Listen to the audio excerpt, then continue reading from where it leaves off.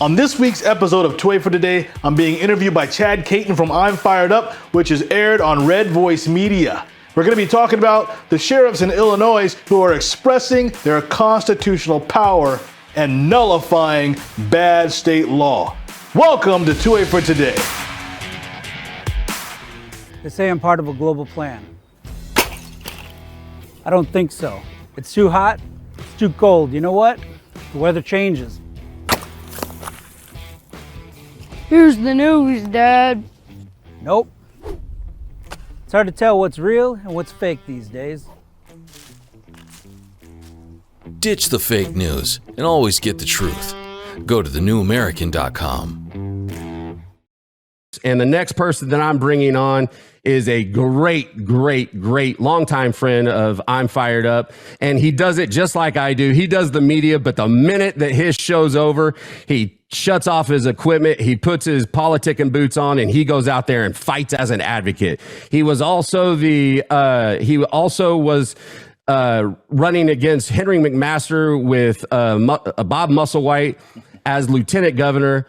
And he also is the host of 2A for Today. I can't remember the network, but we'll get him on here. New America. We'll do New America. And he is also a great friend, and he's a huge voice here in South Carolina. And I don't know a better way to do it than to run cut 3. Or he's there. Either way. So, let me run cut 3 so people get an idea of what you're about, dog. Okay. So in 244 years, if you calculate all the casualties of every single war, including Iraq, that the U.S. has been in, it's like 1.4 million deaths, a little bit more than that. So Roe versus Wade happens in 1973. Less than 50 years ago, I want to say it's like 47 years. I haven't had enough coffee. Maybe my math is a little bit off by 1 or 2 years, but in less than 50 years, more than 63 million abortions have happened in the United States alone. That's more than 98% of casualties for American lives taken. So, them over there, look at them, right?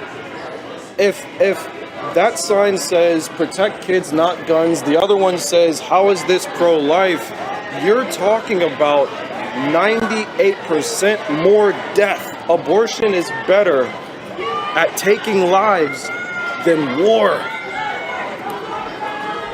What are we doing? What are you?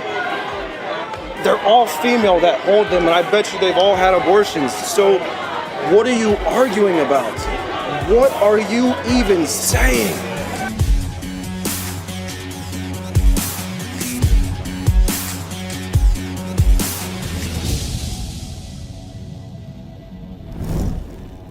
That's powerful stuff, Zoe. You are a monster in making sure that our Second Amendment rights maintain themselves and that we are given the tools to go out and fight. 2A for Today on New America, right? Am I saying that right? Yeah, New American, that's right. New America. Welcome to I'm Fired Up on Red Voice Media. I know this is, I think it's the first time I've interviewed you on Red Voice. Yeah. But welcome to my new network, man. These guys are no joke, and we get to do some good stuff. Did you hear the interview I just had with the state representative there? Yeah, I listened. You wrote a dissertation. I just gave it a cool name. It was just a post on Facebook, but it was a dissertation. And I took a quote out of it that I thought was extremely cathartic and well written, and something for people to think about in regards to the argument that how our Second Amendment is looked at. And it said, we find the major media lauding this form of nullification when it advances causes that they support. Colorado nullifying federal drug laws, California's nullifying federal immigration laws. Do the media equally narrate their contempt for Colorado or California nullification? Did they uniformly decrease cities, states, and municipalities not cooperating with ICE as extreme? I live in my favorite part of showing people the stupidity of liberal policy is, in fact, its hypocrisy. Yeah. And here we have Illinois, a governor, P. Diddy, up there in Chicago, He's out there saying we're just going to ban assault rifles. We're going to send the manufacturing of large capacity magazines. They're uninformed and they're using it as a platform to come after our rights. And that nullification aspect, when these sheriffs are saying, I'm not going to enforce that because I find it unconstitutional, would that not be a geographical, county-driven nullification?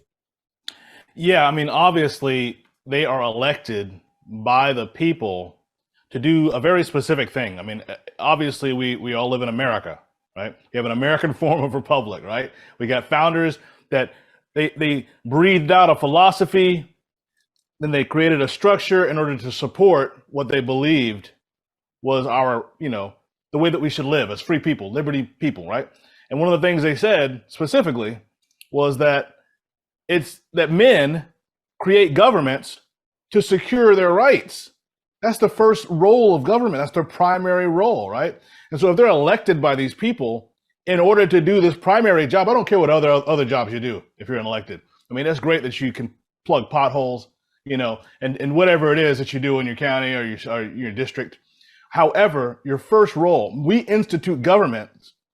You have been given consent to govern us for the purpose of, it's in the Declaration of Independence, that to secure these rights, governments are instituted among men, okay? And those rights are not given by government. Our rights don't come from law, they come from nature. They come from a creator, right? So you don't get to determine if it's our right or not. Your job is to protect it.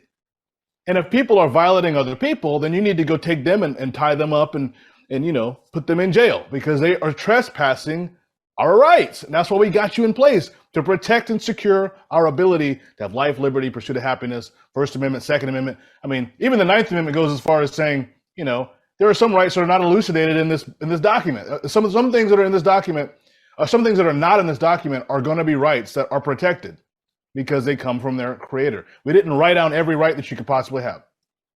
So it's the job of sheriffs as a constitutional officer, not a statutory officer, constitutional officer who's elected by people. Their first job is to protect the rights of those people. And if those people support that sheriff, then you know what?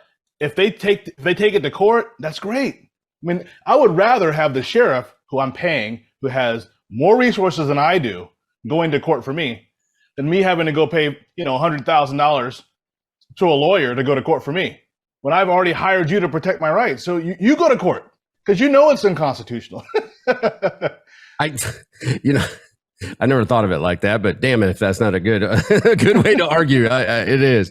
So, Zoe, you've been in the Second Amendment game, and we showed, that clip. You were at the Houston NRA event, and you actually went out and talked to the protesters. That particular guy was not a protester, of course, but you brought about dialogue with those protesters. To some of them were like, well, what's the middle ground here? And I didn't want to show, I wanted to be able to talk to you and not show the entire clip, but please go to 2A for Today on YouTube. Check it out. There's a bunch of great videos. He's even interviewed me a couple times in different places. Well, can I say go to Rumble, because YouTube might get rid of us any day. Yeah, that's true. That's true. I'm sorry. That's just where I pulled the clip. But that you go out there, you travel, you actually go out there and are trying to bring about this understanding, and you do it in a really good way. I've been to a couple of protests too, and it doesn't go near as well. The last two ones I went to, I mean, yes, I'm always there. I try to use the same thing. Look, I'm here for dialogue, because this is something that you and I agree on. No matter how bad the uniparty is, no matter how bad the Democrats, Republicans are, if we stop communicating and get vitriolic to the point of war, if you will, then we've already lost the idea of ever coming back to some semblance of governance again under the law. We both agree on that, yes? Yeah, absolutely. I just do it differently. Because once somebody steps on me, then I go for the throat. You have a much longer way of waiting for that to happen, and you're that's why you ran for lieutenant governor. You're a phenomenal person and can talk to a large group of people. But where we are in this country, and I look at the tone deafness of a governor out of Illinois that lives, breeds, does all of his stuff in Chicago. And his whole concept of this gun ban is based on you heard the congressman in the last segment saying that what these sheriffs are doing are going to cause more mass shootings. How does that make any sense whatsoever? I don't understand how, criminalizing people who already have the things, who are not mass murdering people with them, is going to increase mass murdering. It's not like they made it more available. It's not like they actually increased the availability. Like they didn't give a tax credit so we can give AR-15s to folks in the ghetto of Chicago. Okay, nothing has changed between today and yesterday, except for you signed a bill and criminalized citizens of the state. It's kind of stupid. And they just say these things. It's just red meat. To them, the ends justify the means. So their end goal is X. And so therefore, whatever it takes to get there. And so for them, even hypocrisy, we highlight hypocrisy because we're just people. We're honest brokers. We want to talk with honest brokers. We're looking to try to find people in the middle to help them see, listen, it's not about that. This is what it's about. However, for them, for the people that are doing this, like Pritzker, hypocrisy is strategy. They don't really care. You know what I'm saying? Hypocrisy for them is their strategy. And because they have the parrot media who will go out there and carry their water, and they know that repetition is the key to knowledge. They understand they have this guardian class of media people that are going to try to protect this interest that is driving America off the cliff. I mean, they really think it's the state of Chicago, not Illinois. Right. So that's how they want to operate. Yes. Representative Davidsmeyer was on and for those of you who don't know, Jacksonville is about 4 hours, I think, from Chicago, right there next to Springfield, in the heartland of Illinois, where people are real and the salt of the earth, and that's always been the problem in Illinois, and I've heard it from my family members and people in Illinois politics. It is the state of Chicago because of the amount of people that are there, and what they're finding. And he was telling me in the pre-interview. The problem we're having is people can't afford to live in Chicago anymore, so they're starting to come south. They're bringing their ideological politics with them. We have that same problem here in South Carolina. They're coming from New York. They're coming from Boston. They're coming from Massachusetts. The baby boomers have finally made enough money, sold their house for a grip of money, and they moved down here where the tax on living and their home tax is way way lower. You get a house here for $9,000 is your yearly tax. Up there it could be $20,000. And so they're coming down here, and they left that financial strain because of their government, and they come here and they're still driving around in a Prius with LGBTQR and furry stickers on the back of their Prius, trying to tell us that you guys are stupid, even though that the taxes are out of control and we need more of this, we need more of that because it's what they're used to living to. Is this the big generational shift right now? It is, because we just heard it's in Illinois. It's here in I believe, and we here in South Carolina, let's just talk about the elephant in the room, the petulant child, Drew McKissick, and the SCGOP and the establishment uniparty GOP, the lowest rated conservative supermajority in the United States of America. This is the generational shift. And Donald Trump, I just think, put a little rock star or cocaine in it and made us all show up a little bit faster. But that's where we're at. So would you agree that we are in this generational shift, and apparently this is the last ditch effort of the summer of love and the baby boomers to grab these guns one more time? Absolutely. I mean, look at we've ramped up. Okay, since 2010, right? Obama, he comes into office. And everybody's really concerned because obviously he has an agenda, and obviously you having a gun is not on that agenda. And so his work is going to be to put policies in that are going to criminalize, people who believe that they have the right to keep and bear arms. And it just amplifies there. Anybody who's in office as Democrat continues this echo, and it gets larger and larger. So what you find is that for 200 years, there was only like one state, okay, that was constitutional carry. It was Vermont, right? Because the Green Mountain Boys, they're not going to let you. The Green Mountain Boys, you're not taking my guns. You can come take them. You can get the bullets first, right? So they had constitutional carry from the get. It's in their Constitution, 1793, right? 200 years later, 2003, I think Alaska is the next one. And then next thing you know, it's like just a I mean, it's like we're rolling downhill now from 2010, 2011. We got 25 states now that have some form of constitutional carry. Some of them are modified. Some of them you can open carry without permit, or some of them you can conceal carry without permit, but then you have to get a permit for the other. You know, it's kind of weird. I don't know what the logic is. They were just trying to satisfy someone, I think. But the idea still is that 25 of half of the country now, okay, has said, you know what? If you are a law-abiding citizen, if you're not somebody who cannot, by law right now, carry a weapon because you've broken the law, then you don't need to get a permit. So the generational shift, we're not even going back to the founding. We're actually living out the reality. I think our founders are just looking at reality, and they were like, how can we make sure that we don't let tyrants with their experiments subvert reality and put in stupid, I mean, look at our schools. They put in these stupid behavioral interventions and whatever nonsense, multi-tier, blah, blah, blah. And I mean, a 6-year-old went to school and shot a teacher. I mean, kids are getting beat up left and right, and they don't suspend them anymore. They're giving them money as long as you keep them in the school. All these experiments, our founders, they saw reality, and they said the reality is moral and religious people, this is a constitution for them. People who are moral or religious. You don't have to believe in God to be moral, right? But if our constitution will govern a moral and religious people. Anything out of that, they won't want to be governed by this. They cannot be governed by this, so you need to put them in jail. Okay, this constitution is made to protect moral and religious people and their rights. Anybody that violates other people, they lose some of their rights. Well, you have a president, you know, because it was KJP, Kareem Jean-Pierre. She came out the other day, and I mean, I actually starting to feel sorry for her. I'm not gonna lie. She's got a lot of work. She's got a hard job. It's rough. It is rough. I'm surprised she doesn't call Huckabee often and be like, how do I do this? Kayleigh McEnany. Or Kayleigh McEnany.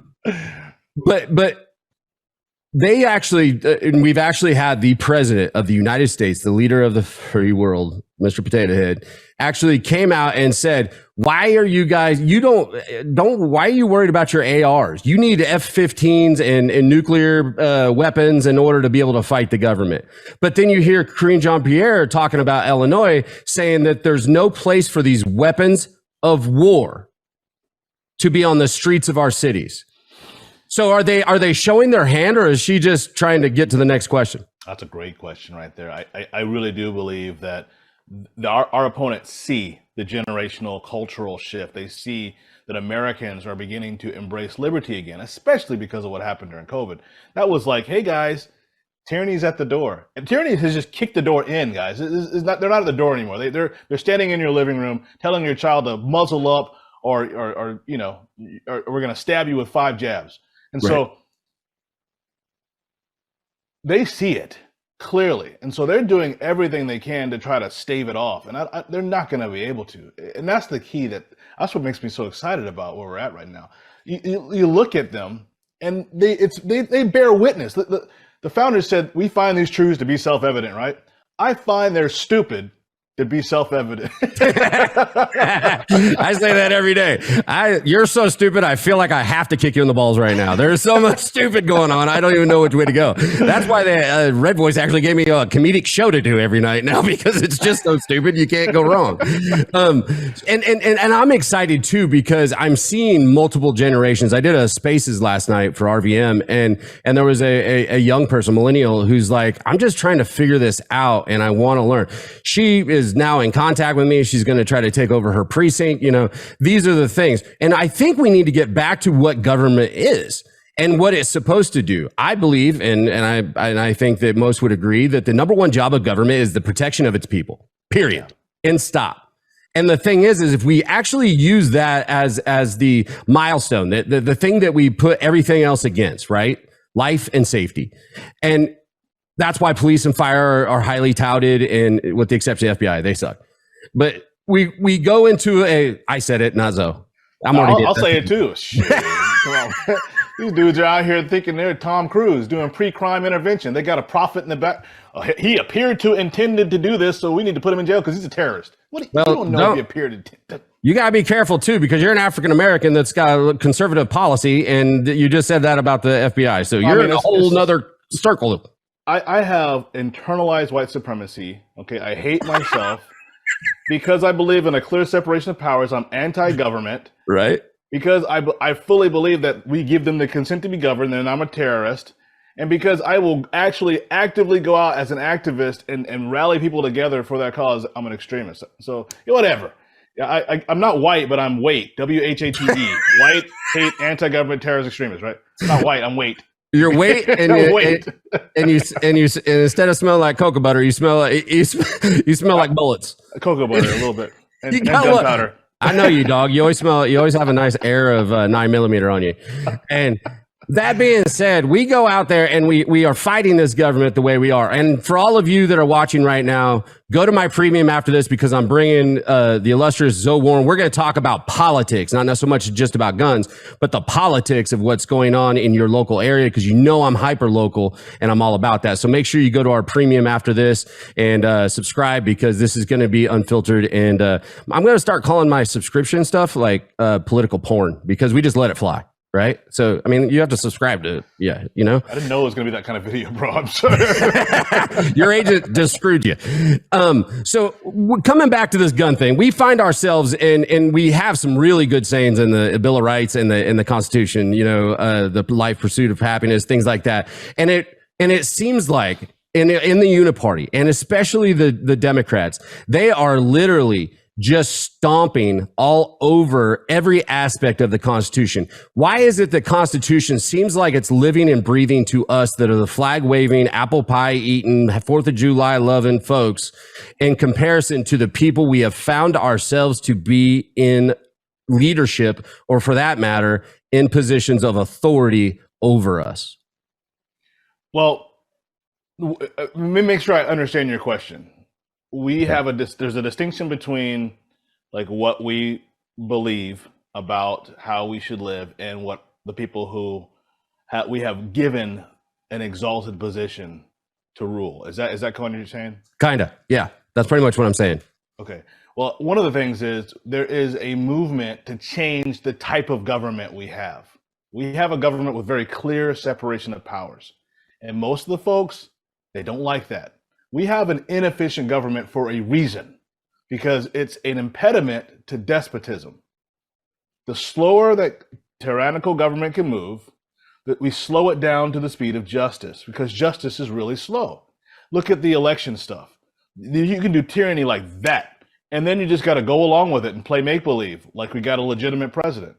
However, justice goes really slow. And if they're able to corrupt justice, then you may not ever get it. Justice delayed is justice denied, right? And absolutely. So, but they really want to change the form of government by removing some of those separation of powers that slows government down, which increases tyranny. And for them, to their credit, they just want a more efficient government. I mean, I could say it, like that. I could give them the benefit of the doubt. They just want government to be more efficient. However, the consequence of making the government more efficient is a more efficient oppression. You can actually oppress people more, and they don't calculate that into their making government more efficient. And so you even have the FBI kind of joining the game. You got CIA intelligence folks joining the game to try to advance this narrative so they can have these impediments moved out of the way. They don't want a distinction where there are guards in the state level that have more authority than they do. And so, okay, if I can't make you do it, what can I do? I can give you some money. I can coerce you into doing it. We can get some of these legislators, we can help them and let's talk to the AGs and talk to all the DAs and give them language that they can use so that they can increase a certain number of domestic violent extremists, so we can make the case that we need to grow the security state. And that way we can start moving this money in and create a faster, more efficient law enforcement apparatus. And on the back of that, we can do that with the medical, we can do that with public health, we can do that in all these different areas. And we can make government more efficient. Doesn't that sound great? But actually what it is, it's called cooperative federalism. It should have been called coercive.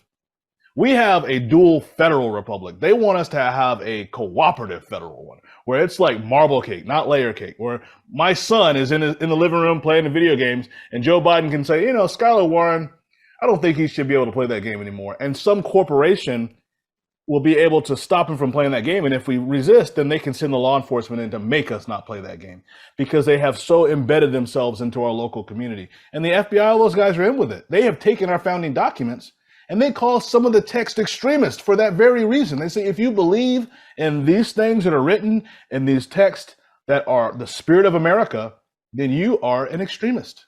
And so therefore, if you can make sure that they are in certain categories, they love the Constitution, they talk about independence and patriotism, as long as you can connect so many dots, then we can actually start interdiction. Yep. Pre-crime penalties. It's like thought criminals.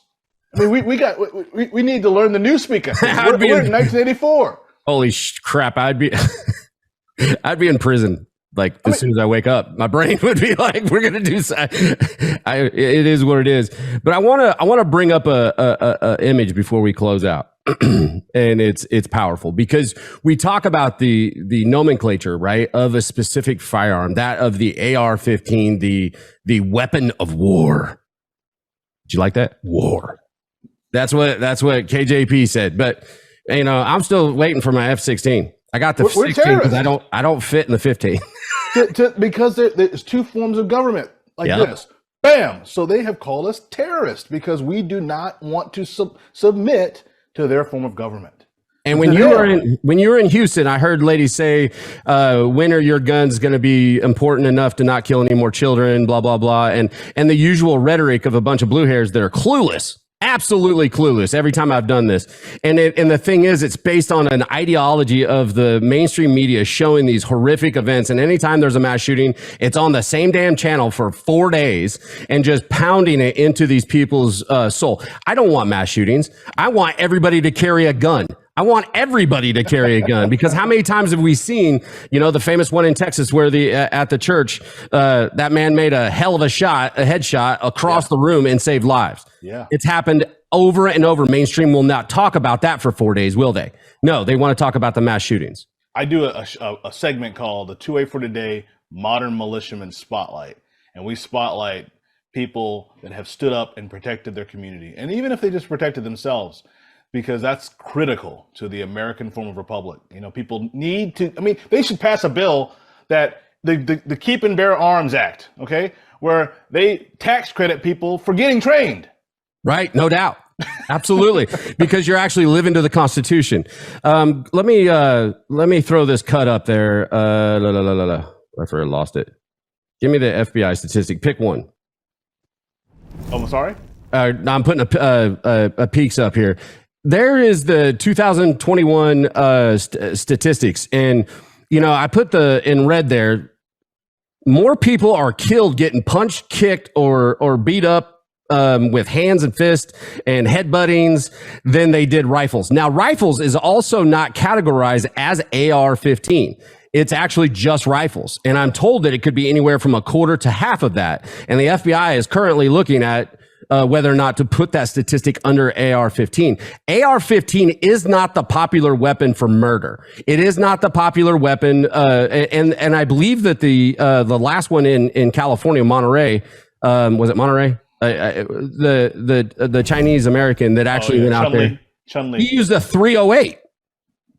This guy used a 308, which could you see all the Democrats going, hey, do we like the 308? What do we do about that? I mean, he killed people. Like, holy shit, what do we do? Somebody look up 308. I could see them at MSNBC right now yelling to the researchers, give me 308. I don't know what the hell that is. Somebody tell me. I could see it all day long. They're like, it's supposed to be an AR-15. Can we call it an AR-15? Is that the same thing as a 308? I don't know. You can, do you see the anxiety I'm able to put out based off of what the Democrats usually do? I totally see Joy and Whoopi and like, what's that 308? You mean, is that a different AR-15? I don't like it. Maybe I do like it. I don't know. Let's ban that. It's 297 more than 15, so it must be bigger. Look at the math on you. Good job. But see, therein lies my issue. Here we are going after something that statistically, and can we put that back up, the FBI statistic? Because I want to bring in hammers. I can't. Can I pick one back? So if you look right there, it is blunt objects. So half, and we already said that the AR-15 is either quarter to half, right? So out of rifles in that nomenclature. But hammers what Paul Pelosi and his weirdo lover or whatever the guy was, they had their little half fight. Half of the people that are killed by rifles are also killed by blunt objects. Remember the game Clue? Was it the candlestick in the library? All right, come back to me. All right. So here's what we're going to do. There is the hypocrisy in what they're going after. The big, mean, I think they're racist because most ARs are black. What do you think? Yeah, you know what? Black guns matter. Black guns matter. And I got a couple of them. So if they take my firearms, they still got a little bit of a problem. So, but your son is a weed, and he's gonna kick your butt someday. It's no joke. That dude is he's been taller than me since 11. And so I made sure to make him head shy really early. So now I got he can do the eye leg. Yeah, I get it. He's good. Well, I do something different on RVM. I always have my last segment is what I'm fired up about today. Well, you as my guest, Zoe Warren, I want to know what you're fired up about today. And I want you to take this time. The screen is yours. And I want you to tell America what they need to know from Zoe Warren. Go ahead. Well, man, I'm fired up about the very fact that people are actually getting involved. The people of the country, not just South Carolina. I would say the state of South Carolina, but all over the country, it seems they're fed up. Instead of I'm fired up, I may need to start a show that says I'm fed up, right? And then all the people around the country that are stepping up into their roles, because if we don't self-govern, we're gonna have big government. You cannot have limited government without self-government. It's not possible. So we got all these security state Rockefeller Republicans, Cheney Republicans. They want to grow the government. They don't ever do limited government.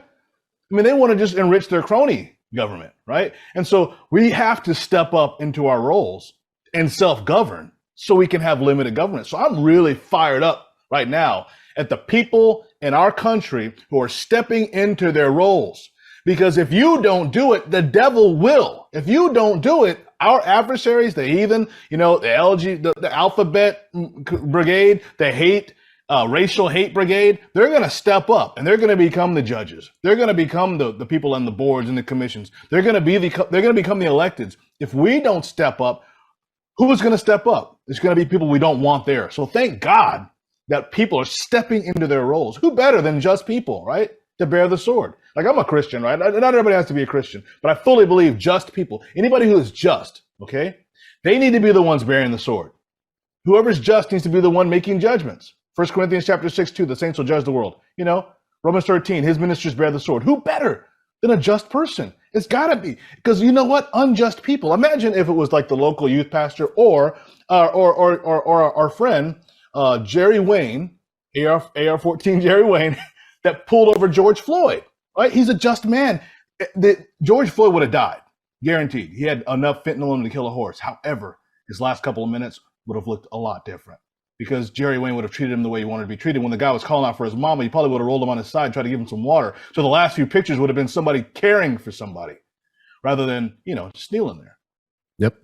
So I'm making that case that thank God that people are stepping up that are just in order to, to do their duty, to love your neighbor as yourself, that's all it really is, guys. You don't have to say Jesus. Jesus made it real simple. He said the whole law is fulfilled in this, love your neighbor as yourself. So if we don't step in, people who do not love their neighbor as themselves will try to make criminals out of them. We'll try to use them and strip them of their money and all their material wealth because they just want to be, ruling class, lords. So anyway, I'm fired up that our people are stepping up.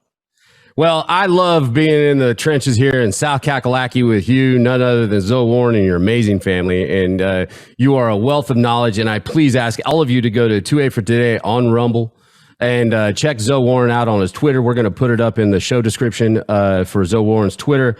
This man is a future big time leader, and I'm going to make damn sure of it. I got plans for him he doesn't even know about yet. I gotta stay off Twitter, man. I don't frequent Twitter because Twitter is a black hole.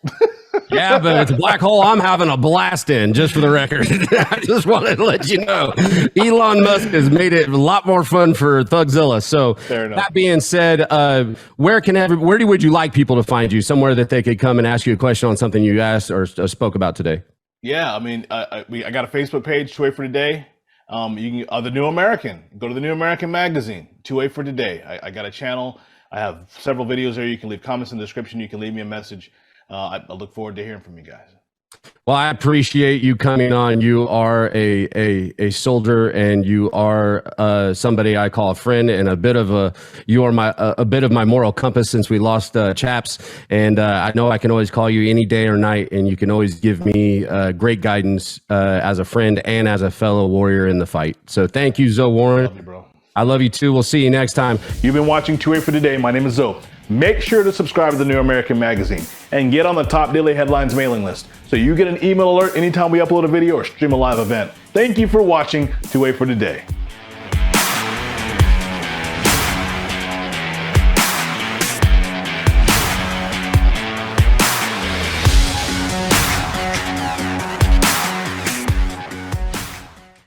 Sophia paused before the door. It read, Department of Bidigital Convergence. Just inside was a new world, a better world, the one of everlasting life, of no pain, of no loss, of no problem. She entered the chamber and her surroundings changed. She saw around her an infinite field of waving golden grain surmounted by cloudless blue sky. The AI voice whispered gently in her mind, Welcome to the singularity. She couldn't see it and couldn't feel it, but her body had almost instantly been covered by a swarm of tiny gray multi-legged bots that melted through her clothes and into her skin. Not perceiving the nightmare, her eyes had already been consumed and the rest of her body was dissolving as the bots digested her flesh. She felt only a warmth suffusing her being. Drowsy, she drifted to sleep, and her last thought was one of panic. Would she ever wake? Could a nightmare vision like this be an outcome of the much-hyped transhumanist technological singularity? Enter the world of the future as illuminated by the experience of the past in Endgame, the new book by Dennis Barrett, the publisher of The New American magazine, and find out how the disastrous COVID pandemic response fits with the technocratic elite's thirst to create a transhumanist utopia. Get Endgame from shopjbs.org with free shipping with code ENDSHIP, ENDSHIP. Or get Endgame and the Great Reset Collector's issue of The New American magazine and get free shipping plus an additional 20% off both with code N20, END20.